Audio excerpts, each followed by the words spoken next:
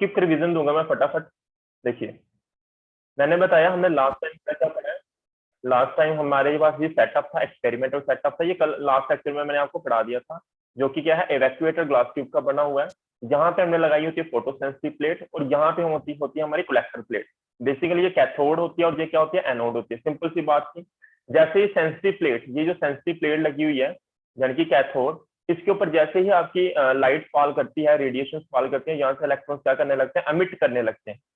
काफी 3-4 पैरामीटर्स हमने देखे थे, उन 4 पैरामीटर के हिसाब से हमने फोटो इलेक्ट्रिक करंट के बारे में स्टडी किया था। तो पहला जो केस था हमारा वो क्या था कि आपकी जो इंटेंसिटी है वो फोटो इलेक्ट्रिक करंट को कैसे इफेक्ट करती है। हमने देखा था कि जैसे जैसे आप इंटेंसिटी जो रेडिएशन की उसको इंक्रीज करते चलते हो, जैसे जैसे इंटेंसिटी इंक्रीज होती जाती है आपकी रेडिएशन की, वैसे वैसे नंबर ऑफ इलेक्ट्रॉन जो इमिट होते हैं कैथोड से वो क्या होते जाते हैं, इंक्रीज होते जाते हैं। तो नंबर ऑफ इलेक्ट्रॉन्स इंक्रीज हो रहे हैं तो मैं ये कह सकता हूँ करंट इंक्रीज हो रहा है। तो हमने इस ग्राफ को भी बनाया था। ग्राफ आपका कैसा बना था, लीनियर ग्राफ बना था इस तरह से। इस तरफ इंटेंसिटी थी आपकी रेडिएशन की और इस तरफ था आपका क्या, फोटो इलेक्ट्रिक करंट। जैसे जैसे आप क्या कर रहे थे, इंटेंसिटी को बढ़ा रहे थे, वैसे वैसे आपका फोटो इलेक्ट्रिक करंट इंक्रीज हो रहा था। ये रिवाइज इसलिए करवा रहा हूँ क्योंकि आज मुझे क्या करवाने हैं, आपको लॉज पढ़ाने हैं जो कि इंपॉर्टेंट है। इसी के सारी जो बातें मैंने समझाई हुई है लास्ट लेक्चर में, यहीं से आपके लॉज बन जाएंगे। दूसरा हमने केस देखा था effect of potential on photo electric current. Photo electric current के ऊपर इलेक्ट्रिक पोटेंशियल का क्या इफेक्ट पड़ता है। हम क्या कर रहे थे, एक बार हमने कैथोड को पॉजिटिव पोटेंशियल दिया था। सुशांत क्या कर रहा है यार तू, एनोटेट मत कर स्क्रीन पे। ओके, तो मैं क्या बोल रहा हूँ आपको, मैंने बोला हमने क्या किया था, जो आपकी जो आपकी कोलेक्टर प्लेट थी, कोलेक्टर प्लेट को हम क्या करते हैं, एक बार पॉजिटिव पोटेंशियल देते हैं, एक बार नेगेटिव पोटेंशियल देते हैं। ये देखिए मैं यहाँ पे आपको दिखाता हूँ। ये आपकी क्या थी, कलेक्टर प्लेट यानी कि एनोड। इसको एक बार हमने क्या दिया था, पोटेंशियल नेगेटिव पॉजिटिव पोटेंशियल दिया था। तो हमने देखा था कि हमारे आपका करंट जो है उसको क्या होता है। दूसरी बार इसको हमने क्या दिया था, नेगेटिव पोटेंशियल दिया था। फिर हमने चेक किया था कि इसको जो आपका फोटो इलेक्ट्रिक करंट होता है उसको क्या इफेक्ट पड़ता है। जब हमने 2 केस स्टडी की तो हमें क्या देखने को मिला था, देखिए ये देखो, इस तरफ आपने इस एक्सिस वाई एक्सिस पे आपने रखा था फोटो इलेक्ट्रिक करंट और एक्स एक्सिस पे आपने क्या रखा था, पोटेंशियल रखा हुआ था। जैसे जैसे आप पोटेंशियल को इंक्रीज कर रहे थे, देखिए जैसे जैसे आप पोटेंशियल को इंक्रीज कर रहे थे इस तरफ, वैसे वैसे आपका करंट भी क्या कर रहा था, राइज कर रहा था, इंक्रीज कर रहा था इस तरह से। एक टाइम ऐसा है आपने इतना ज्यादा पोटेंशियल दे दिया पॉजिटिव, आपका करंट उसके बाद इंक्रीज होना बंद हो गया। आप जितनी मर्जी पोटेंशियल दे जा रहे थे, दे ही जा रहे थे, लेकिन आपका करंट इंक्रीज नहीं हो रहा था, वहां पे ही रुक चुका था और वो क्या रहा गया था, आपका कांस्टेंट। यानी कि अगर यहाँ पे मान लीजिए 10 एम्पियर, इतना होता नहीं है, एग्जांपल दे रहा हूँ, 10 एम्पियर करंट था। अब आप चाहे 50 वोल्टेज दे दो, चाहे 60 दे दो, चाहे 70 दे दो, ये आपका करंट ऐसा ही 10 ही रह रहा था। इस करंट को हम क्या बोल देते हैं, फिर सैचुरेटेड कंडीशन बोल देते हैं। यानी कि आपका करंट क्या हो गया, सैचुरेट हो गया, कांस्टेंट हो गया। तो वो मैक्सिमम पोटेंशियल जब आपका करंट क्या हो जाए, कांस्टेंट हो जाए, उसके बाद वो इंक्रीज ना हो, उस करंट को हम कौन सा करंट बोल देते हैं, सैचुरेटेड करंट बोल देते हैं।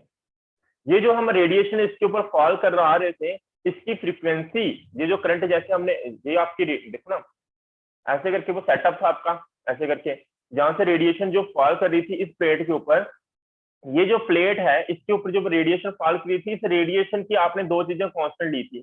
माना था ये इंटेंसिटी और फ्रीक्वेंसी दोनों इस रेडिएशन की क्या है, कांस्टेंट है, इसको चेंज नहीं होने दे रहे थे। तो ऐसा होने के कारण हमने क्या नोटिस किया, जब हम पॉजिटिव पोटेंशियल देते हैं, आपकी पहले पोटेंशियल राइज करती है, और सॉरी आपका करंट राइज करता है, उसके बाद करंट क्या हो जाता है, आपका कांस्टेंट हो जाता है। जब करंट कांस्टेंट हो जाता है, उस करंट को हम क्या बोल देते हैं, सैचुरेटेड करंट बोल देते हैं। फिर उसके बाद हमने नेगेटिव पोटेंशियल देना शुरू कर दिया, किसको, आपकी कलेक्टर प्लेट को, जो इस तरफ थी, ऐसे करके था ना, ये इस तरफ जो प्लेट थी, इसको फिर हमने क्या दिया था, नेगेटिव पोटेंशियल दिया था। नेगेटिव पोटेंशियल देने के कारण आपके इलेक्ट्रॉन्स क्या होने लगे थे, रिपेल होने लगे थे। लेक्चर आप, आई होप आप रिवाइज करके आए होंगे सारी बातें। देखो मैं एक बार वापस यहाँ से बता देता हूँ। यहाँ पे आपका क्या था, एनोड, जिसको कलेक्टर प्लेट बोलते हैं। जब आपने इसको नेगेटिव पोटेंशियल दे दिया था, तो ये जो इलेक्ट्रॉन इस तरफ आ रहे थे, ये इलेक्ट्रॉन्स क्या होने लगे, रिपेल होने लगे, इनकी वेलोसिटी क्या होने लगी, कम होने लगी। वेलोसिटी कम होने लगी तो इलेक्ट्रॉन की वेलोसिटी कम हो रही है, तो भी करंट भी क्या हो जाएगा, कम हो जाएगा ड्रिफ्ट वेलोसिटी के हिसाब से, क्योंकि current is directly proportional to drift velocity. Velocity increase होगी तो करंट इंक्रीज होगा, वेलोसिटी कम होगी तो करंट भी कम होगा। ओके, ये बातें मैंने तुम लोगों को बता चुका हूँ पहले ही, मैं सिर्फ रिवाइज करवा रहा हूँ।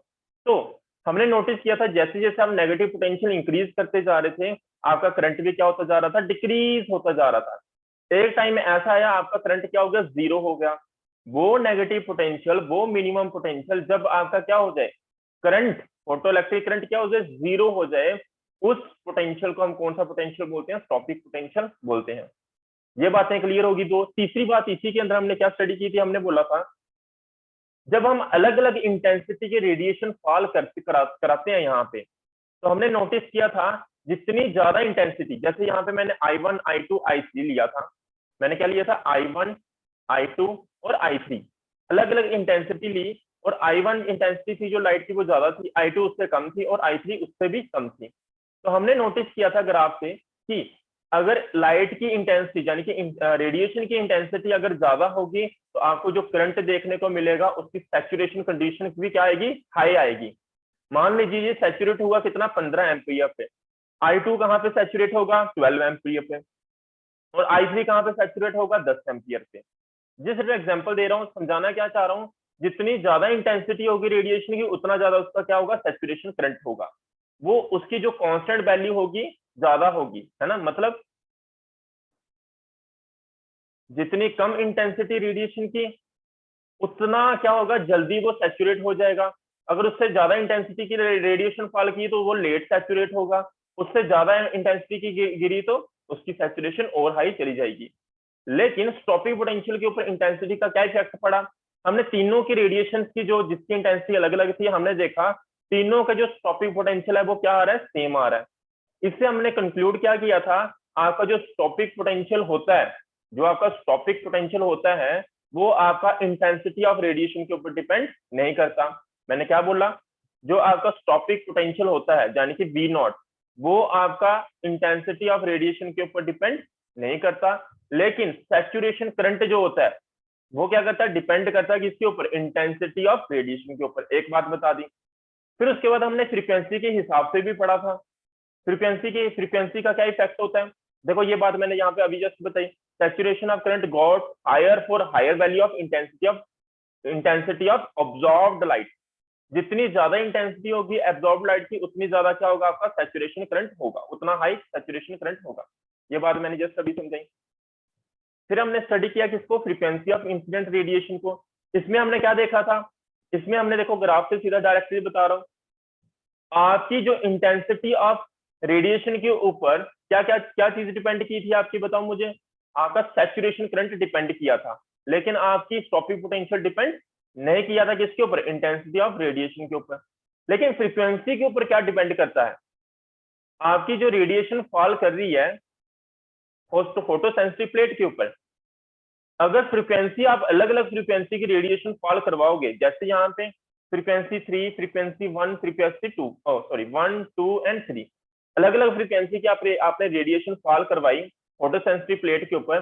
जो फ्रीक्वेंसी 3 है जो ज्यादा है, सेकंड जो है उससे कम है, जो फर्स्ट है सबसे कम है फ्रीक्वेंसी। तो हमने नोटिस किया था जितनी कम फ्रीक्वेंसी होगी उतना आपका स्टॉपिंग पोटेंशियल भी कम होगा, जितनी ज्यादा फ्रीक्वेंसी होगी उतना ज्यादा स्टॉपिंग पोटेंशियल होगा, जितनी ज्यादा आपकी फ्रीक्वेंसी होगी उससे भी ज्यादा क्या होगा, आपका स्टॉपिंग पोटेंशियल होगा। मींस फ्रीक्वेंसी के ऊपर आपका स्टॉपिंग पोटेंशियल डिपेंड कर रहा है, फ्रीक्वेंसी के ऊपर आपका क्या डिपेंड कर रहा है, स्टॉपिंग पोटेंशियल डिपेंड कर रहा है। जितनी ज्यादा फ्रीक्वेंसी उतना ज्यादा आपका क्या, स्टॉपिंग पोटेंशियल। इस बात को ध्यान में रखना है। लेकिन आपका सैचुरेशन करंट आपका फ्रीक्वेंसी के ऊपर डिपेंड नहीं करता है, सैचुरेशन करंट आपका फ्रीक्वेंसी के ऊपर डिपेंड नहीं करता है। ये बात भी आपको क्लियर होगी, ये लास्ट लेक्चर में मैंने सब बताया था। ओके, लास्ट में मैंने ये कंक्लूड किया था थ्रेशोल्ड फ्रीक्वेंसी क्या होती है। थ्रेशोल्ड फ्रीक्वेंसी वो फ्रीक्वेंसी होती है, वो मिनिमम फ्रीक्वेंसी होती है। ये क्या होती है, वो मिनिमम फ्रीक्वेंसी होती है जो कोई भी प्लेट को, जो कोई भी आपके मेटल को चाहिए होती है उस सरफेस से मेटल को रिमूव करने की। नई बात समझ आई, एक बार वापिस से, बाय द वे मैंने पढ़ाया था ये आपको, वापिस से एक बार मैं बता देता हूँ। ये मेटल सरफेस है, इसके सरफेस से मुझे क्या करना है, इलेक्ट्रॉन को रिमूव करवाना है, एमिट करवाना है। तो जब इसके ऊपर रेडिएशन फॉल करेगी, ऐसा नहीं है कि कोई भी फ्रीक्वेंसी की रेडिएशन फॉल करेगी तो इसके अंदर से इलेक्ट्रॉन निकल जाएगा। देखिए इसकी भी कुछ लिमिट होती है। क्या लिमिट है? मिनिमम फ्रीक्वेंसी की लिमिट है। अगर उस मिनिमम फ्रीक्वेंसी से कम फ्रीक्वेंसी की रेडिएशन इसके ऊपर फॉल करेगी तो इलेक्ट्रॉन इमिट नहीं करेगा। अगर उस फ्रीक्वेंसी से ज्यादा आपकी रेडिएशन फॉल करेगी तो आपका इलेक्ट्रॉन इमिट कर जाएगा। वो मिनिमम फ्रीक्वेंसी एक रेडिएशन की, देखिए minimum value of frequency of incidental light required for photoelectric emission to take place is called threshold frequency. क्या समझे आप?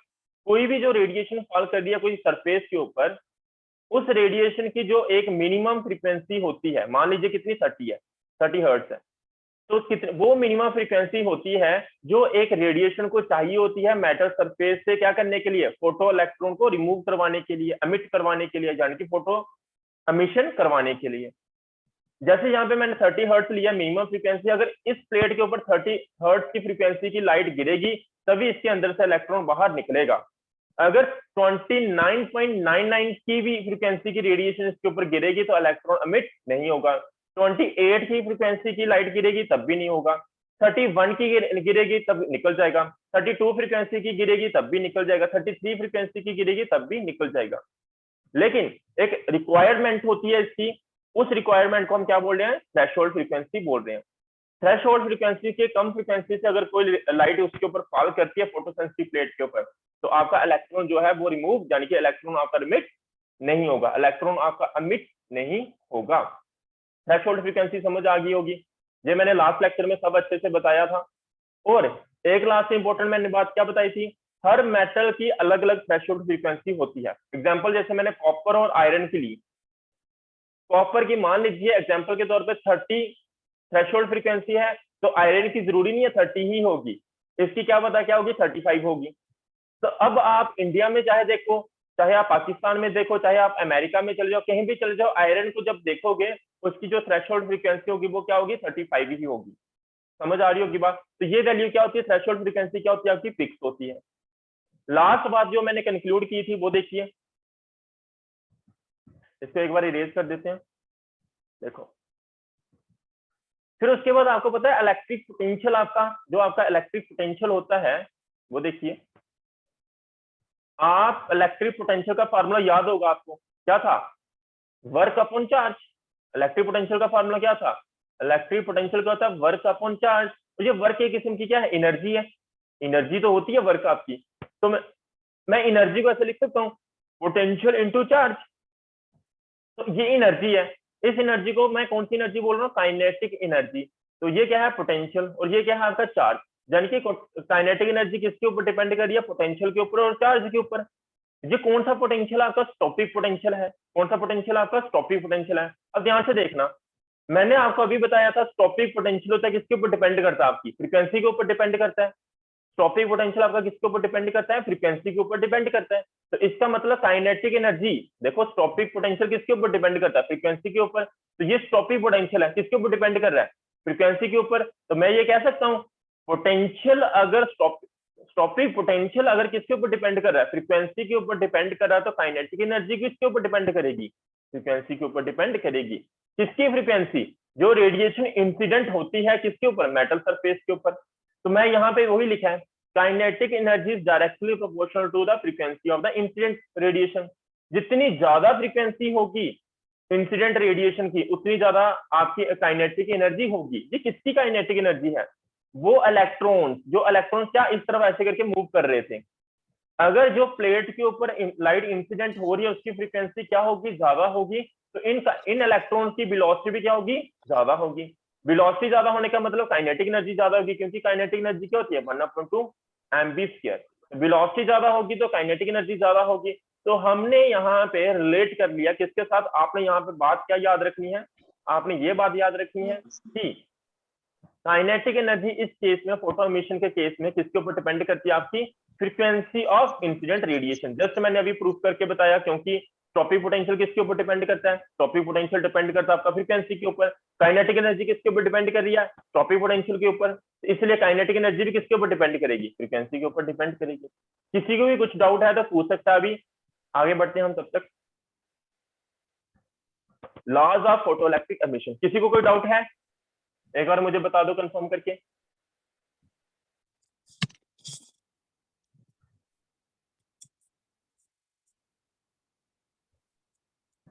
No sir. ओके,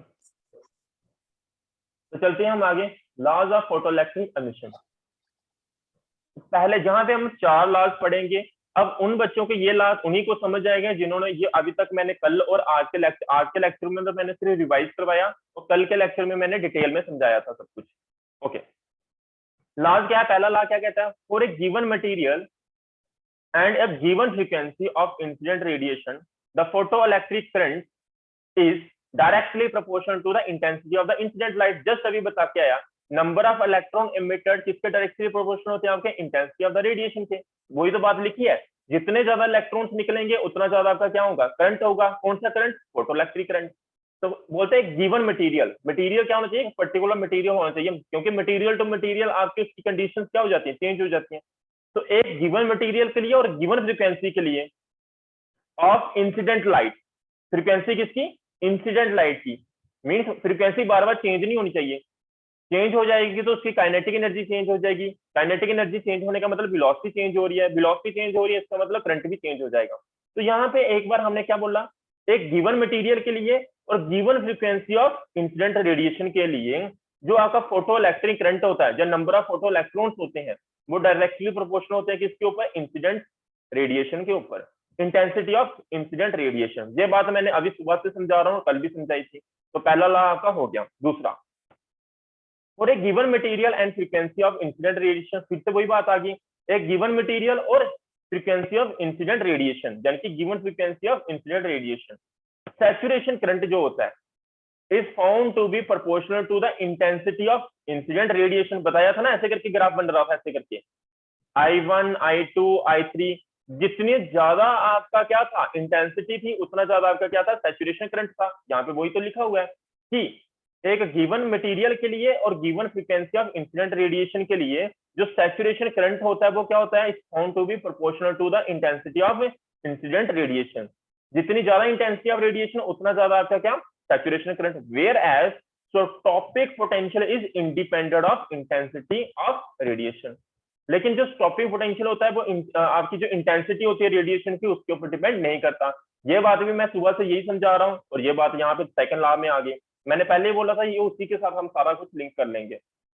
तीसरा लॉ किसके लिए बोल रहा है? थ्रेशोल्ड फ्रीक्वेंसी के लिए। For a given material there exist a certain minimum frequency. एक गिवन मटेरियल के लिए, सभी मटेरियल के लिए अलग अलग मैंने बोला था थ्रेशोल्ड फ्रीक्वेंसी होती है, इसलिए यहाँ पे हम क्या लिख रहे हैं? गिवन मटेरियल के लिए। For a given material there exist a certain minimum frequency of incident radiation. जो इंसिडेंट रेडिएशन जो इंसिडेंट कर रही है किसके ऊपर? फोटोसेंसिटिव प्लेट के ऊपर। उसके लिए उसकी बात हो रही है। इस रेडिएशन की आपकी जो फ्रीक्वेंसी क्या? एक मिनिमम फ्रीक्वेंसी होती है, below which no emission of photo electron take place. अगर उससे कम फ्रीक्वेंसी हो जाएगी, उस मिनिमम फ्रीक्वेंसी से आपकी फ्रीक्वेंसी कम हो जाएगी किसकी? रेडिएशन जो फॉल कर रही है इंसिडेंट रेडिएशन की, तो आपकी एमिशन नहीं होगी, जबकि फोटो इलेक्ट्रॉन की एमिशन नहीं होगी। और उस फ्रीक्वेंसी को हम कौन सी फ्रीक्वेंसी बोलते हैं? थ्रेशोल्ड फ्रीक्वेंसी बोलते हैं। ये भी मैंने बहुत बार समझा दिया, एक बार वापिस मैं रिपीट कर रहा हूँ। एक गिवन मटेरियल के लिए there exist a certain minimum frequency of incident radiation. एक सर्टेन मिनिमम फ्रीक्वेंसी होती है किसकी? जो इंसिडेंट लाइट फॉल कर रही होती है किसके ऊपर? फोटोसेंसिटिव प्लेट के ऊपर, of incident radiation below which, उससे कम जो होगी, उससे कम फ्रीक्वेंसी का अगर रेडिएशन फॉल करती है, for which no emission of photo electron takes place and this frequency is called threshold frequency. ये बात भी मैंने बहुत बार अलग अलग तरीके से समझा दी, आप अपनी लैंग्वेज में भी लिख सकते हो। बात क्या लिखनी है आपने? एक गिवन मटेरियल के लिए सर्टेन मिनिमम फ्रीक्वेंसी होती है किसकी? इंसिडेंट रेडिएशन की, below which no emission of photo electron place, no emission of photo electron takes place is known as threshold frequency. उस मिनिमम फ्रीक्वेंसी को हम कौन सी फ्रीक्वेंसी बोलते हैं? थ्रेशोल्ड फ्रीक्वेंसी बोलते हैं।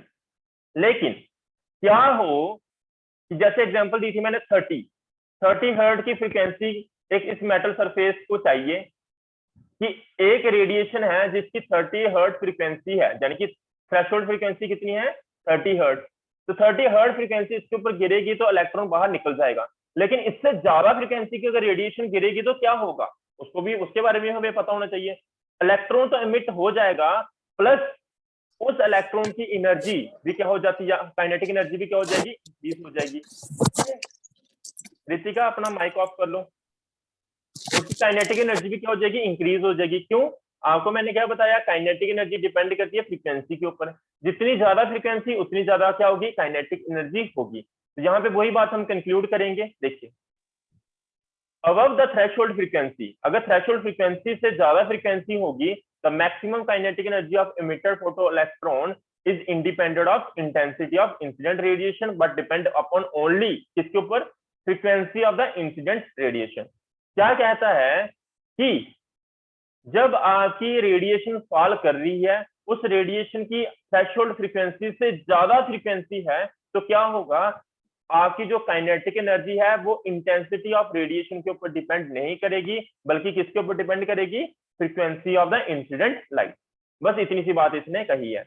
ठीक है, अगर आप थर्ड लॉ में इतना सा भी लिख दोगे सफिशिएंट है आपके बोर्ड के एग्जाम के लिए। जिसने ज्यादा अच्छे से डिटेल में पढ़ना वो ये वाली लाइन भी ऐड कर सकता है। वैसे ये बात मैंने पहले भी समझाई थी, अभी भी यहाँ पे एक बार रिपीट होगी।